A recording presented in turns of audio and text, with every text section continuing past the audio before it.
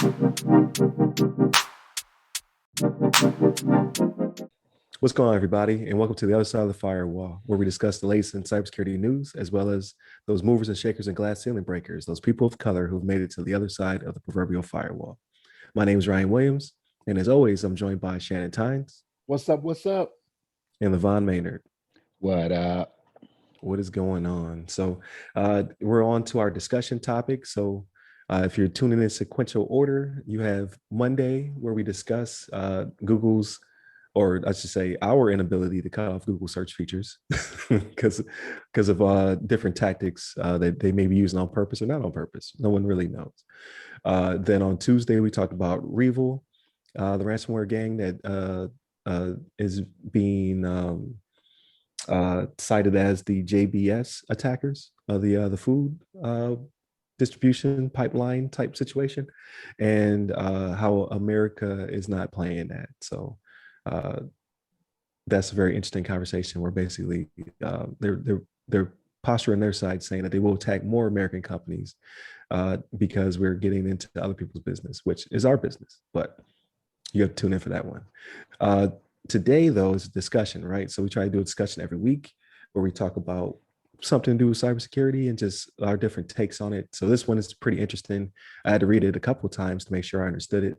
But it's an article on Threat Post written by Elizabeth Montalbano, and it is titled Supreme Court Limits Scope of Controversial Hacking Law. So I didn't really know much about this one. Apparently, it's a pretty big one. It's called the CFAA, and it is the Computer Fraud and Abuse Act. So I remember it. It's discussed when going for my degree, as well as the CISP, but my understanding of it or interpretation of the law is different, apparently, than what it's actually used for or how the Supreme Court ruled in this case. So again, it's a very short article, but I had to read it a couple of times.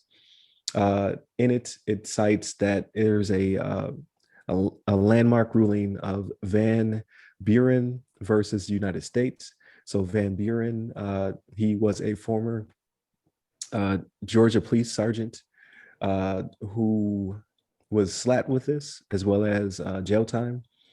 Basically, what he did was he used his credentials to log into his laptop, which I believe was in his patrol car, to run a plate and gather information, but he was doing it after receiving a bribe. So he was not doing it for work. He was doing it for profit. They don't really go into great detail how he was caught. However, he was slapped with the CFAA. It kept being upheld until it got to the Supreme Court, and the Supreme Court flipped it. And it basically said he was guilty of bribery, of taking a bribe and profiting. However, he used his own credentials to access the system. Therefore, he did not violate the CFAA, which is a different interpretation than I perceived it to be. In this ruling, it was 6-3, and the dissenting judges were, which also surprised me, it was Chief Justice Clarence Thomas, Samuel Alito, and John Roberts. All found him to be in breach of the CFAA, and the other justices said he was not, because the way they interpreted it was that he used his own credentials to access the system. So basically, he was not hacking the laptop to get to the database to get the plate information, which is true. So again, I'm not a lawyer, but I always thought it was a thing like if you use the system for unintended purposes, like in this case, he used the system to do something that was unlawful, that he would be in violation of this law, but apparently not. And they're saying this is landmark, right? So it may change the way we see the law and how the law is used in that case. But I've been doing a lot of talking. So what do you guys think about this? Oh no, you've been doing good.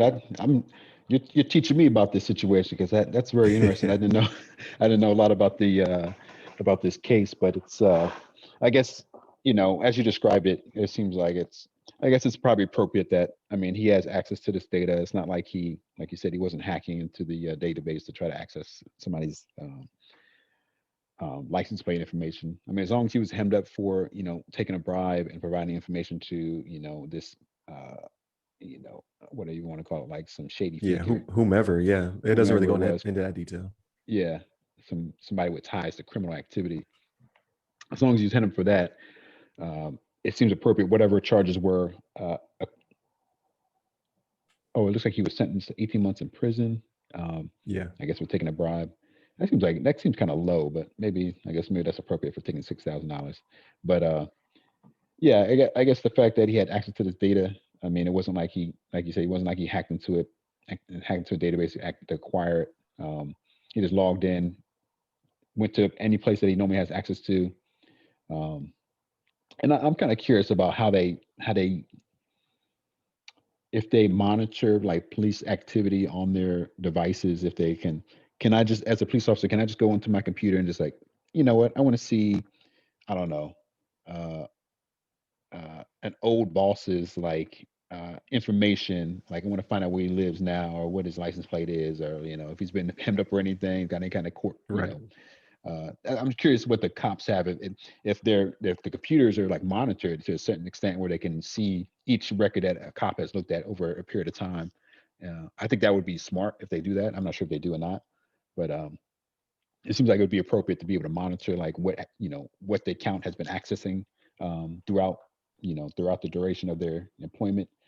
Um, but yeah, I guess offhand, it seems like this would probably be appropriate response. I mean, um, I had to read up a little bit more about the Computer Fraud and Abuse Act, but I guess just reading the title of it, I mean, as you described, it seemed like it wasn't so much, I guess, computer fraud, and maybe it was abuse, maybe abuse of his power, but Right. I don't know if that's specified in that act. But um, nonetheless, I'm glad that he got hemmed up. I'm glad he got some jail time. Obviously, he's no longer a cop, um, and I guess we have to see what kind of like maybe I have to do some research and I'd be curious, like I said before, curious to know what kind of how they track police officer activity on their devices. But how about you, Shannon? You have some thoughts on this? So I do. So like the key phrase they're keying on here is exceeds authorized access, right? So to something that you bring up, LeVon. So what if you have an officer that's looking up an old girlfriend or boyfriend for whatever purposes or whatever, right? Um, you as a police officer have access to information the general public does not, right? In the performance of your duties, yes, you should be looking these things up. But if you're looking them up, for personal gain, like it seems like it does violate this act. That's not authorized access, right? You're not using it in the performance of your duties. You're using it for a personal reason or whatever. Now, granted, he did get jail time for the bribery portion, Robbery. right? Yeah. For the $6,000, but yeah, it's a little weird to me. I'm with you where Ryan, I don't see how they ruled the way they did. I would see it going the other way.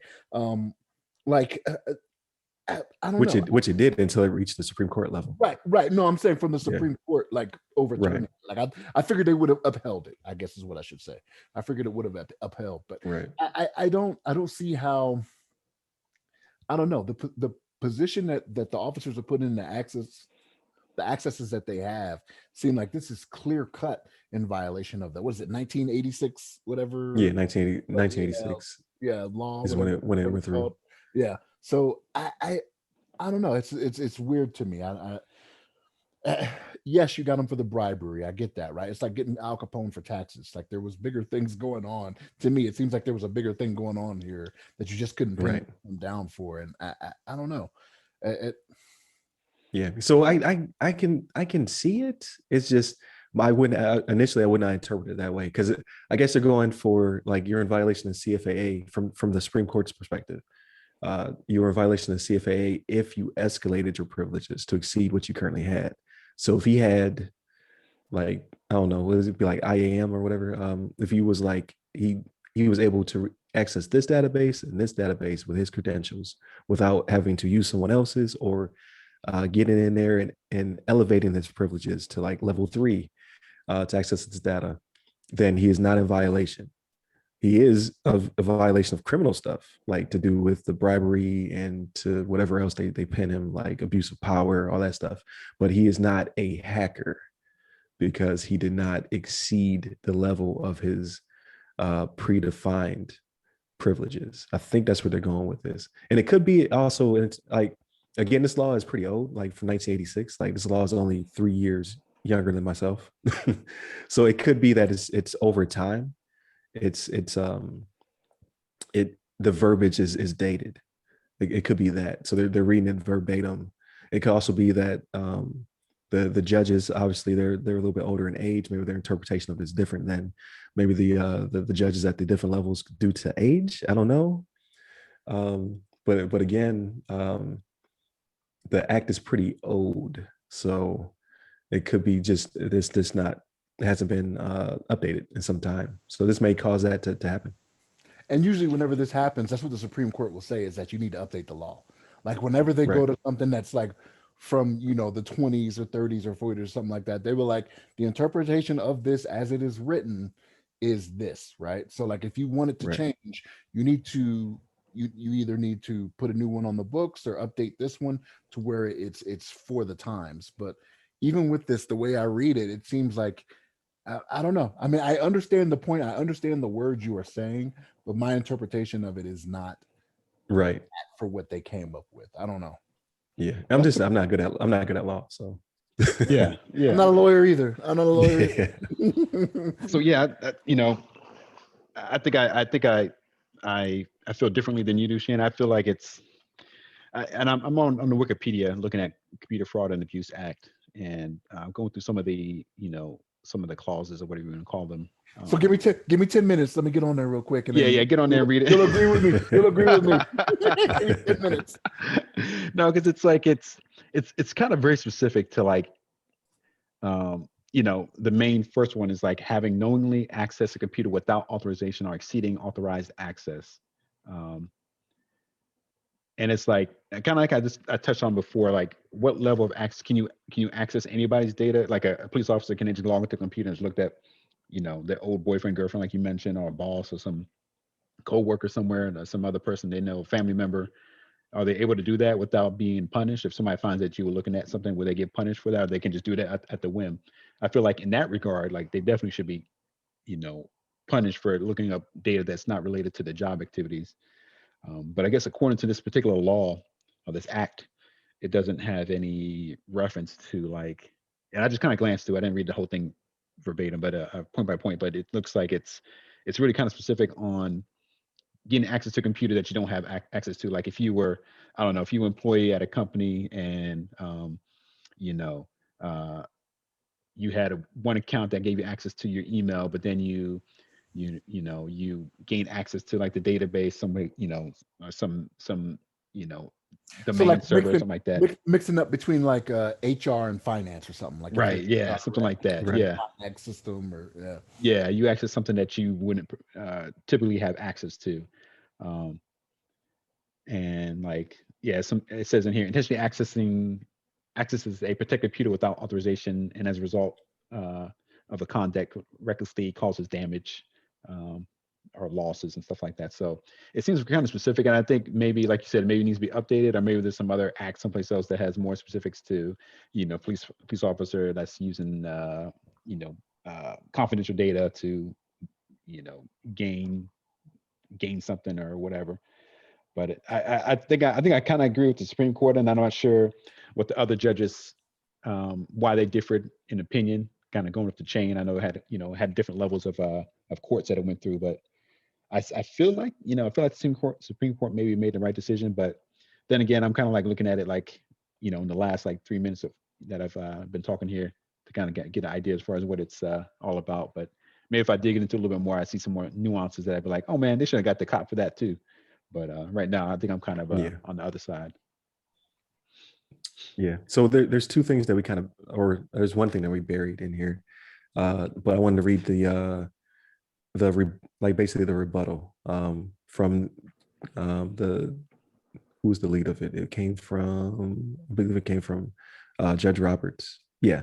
So Justice Roberts, he said, a person's entitled to do something only if it has I'm sorry, I got to read that again. A person is entitled to do something only if he has a right to do it.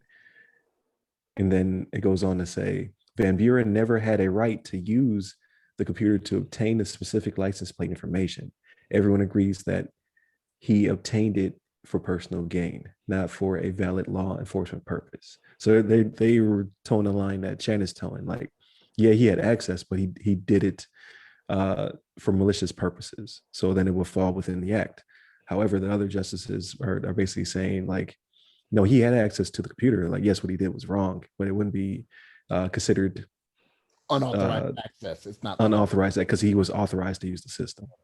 So, they don't really go into detail, but I'm sure they found it through an audit, or maybe there was other stuff pending against him, and that's why they started to dig through logs. Like, what has he been doing to correlate what he did?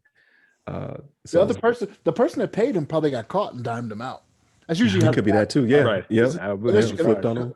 unless you commit a crime with yourself, somebody is there to tell on you, right? Like that's, Right, that's right. how it goes. Yeah, Yeah. that's true. Well, what we buried was that. So it's being seen as a boon for ethical hackers. This new ruling. The Electronic Frontier Foundation, or EFF, basically says a victory for all internet users. It says prosecute beneficial and important online activity.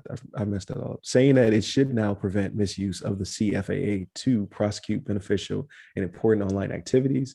It affirmed that online services cannot use the CFAA's criminal provisions to enforce limitations on how or why you use their service, including for purposes such as collecting evidence of discrimination or identifying security vulnerabilities.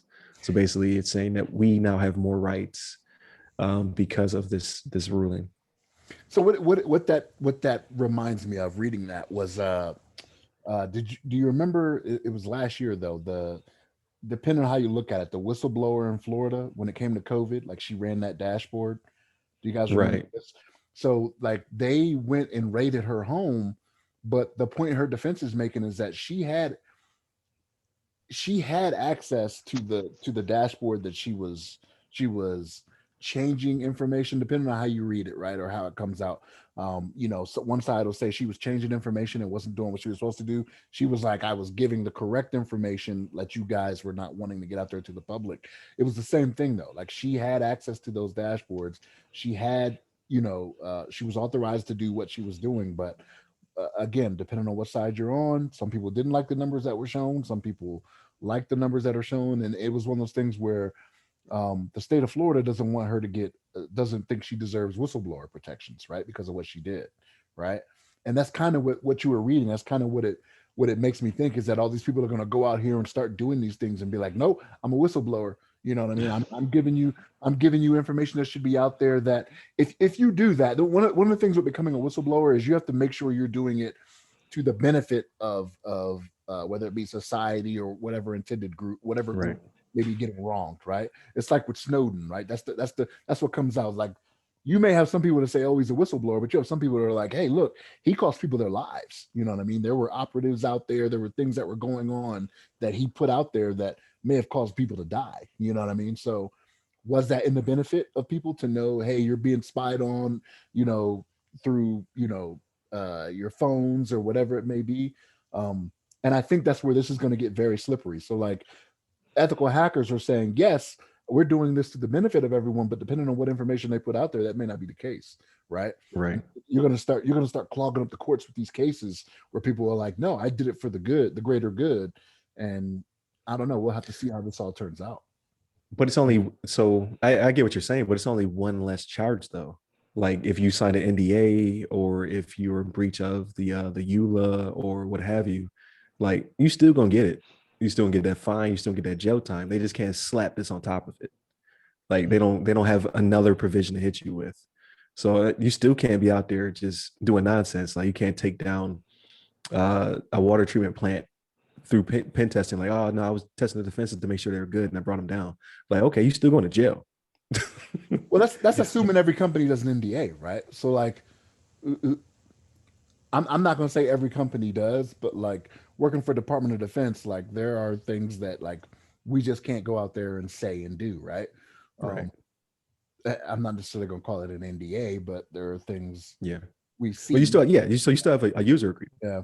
Like, Yeah. so there's always going to be that. Well, we say that because we work for companies that have user agreements, right? So, but if you have a company that has a CISO or a department that's doing what they're supposed to be doing, then you'll have some kind of user agreement, some way you don't abuse your company's resources. So in a perfect world, like I'm sure some companies don't have that. Don't even know what I'm talking about right now. But if they were to have those provisions, you can still slap the person in the face with that. You just can't get them for the CFAA stuff potentially, because again, it goes to like, so they had the access to get that information and they did something wrong with it. So you still get them for the wrongdoing. You just can't say on top of it you are now also in violation of the CFAA. So now I'm curious, right? So like, I wonder if these big companies, if they're more worried about that or they're more worried about the proprietary information getting out, right? So like when you sign on for the Right. company, are they saying don't let this proprietary information leave our network or whatever? You know what I mean? Or are they like I wouldn't know because I haven't signed on to a big company like that. You know what I mean? But Right. I'm curious if that's even something they're worried about, or if it's just losing money for something that they own, their own intellectual property. You know what I mean? That's Yeah, that's it's true. that's interesting. Yeah. So I'm sure there'll be like, because like from my understanding, like when the Supreme Court rules on something, it flips the other courts, right? So now they've gotten the Supreme, the court The highest of, court in the land is what they there call you it. go, there you Highest go. That's court what in I'm the going land. for. The highest court of land said this, so the rest should then fall in lockstep with them, unless they try to go up and try to appeal it again. But I think once they rule on it, it's over, right?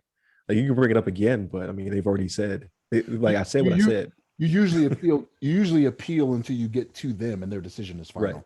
You Yeah, I was appeal gonna to say like the you higher can't. court. Yeah, there's nothing else that can be done about it. So like Yeah, this is now the law of the land. there's no higher court to go to, so there's no appealing Yeah. the decision. So Like I want to talk to your managers now. But no, I think that's interesting. So that was a good one this week. Make sure you tune in for the rest of the week. All those people in the audience, so you know you can hear. Again, we talked about Google and their latest lawsuit. We talked about Revo and their hard stance on their future attacks and we'll how they see. will not be deterred. We'll see how long that lasts. Right. Yeah, and then obviously today we talked about the Supreme Court and this new ruling on the CFAA. So very interesting week, very diverse. So I like it. I don't know what the topic for Ask a CSP is because I haven't got any questions yet. But if you have a question, please hit me up. You can reach us at the website www.theothersideofthefirewall.com. And all the social medias will be listed in the description. You can reach me at RyRy Security Guy. That's RYRY Security Guy. I get most of my questions from LinkedIn, but you can also hit me up on Twitter, as well as when you see me on TikTok or Clubhouse. And LeVon, Hit me up on the Twitters at LeVon Maynard. there it is. So stay safe, stay secure. Take care.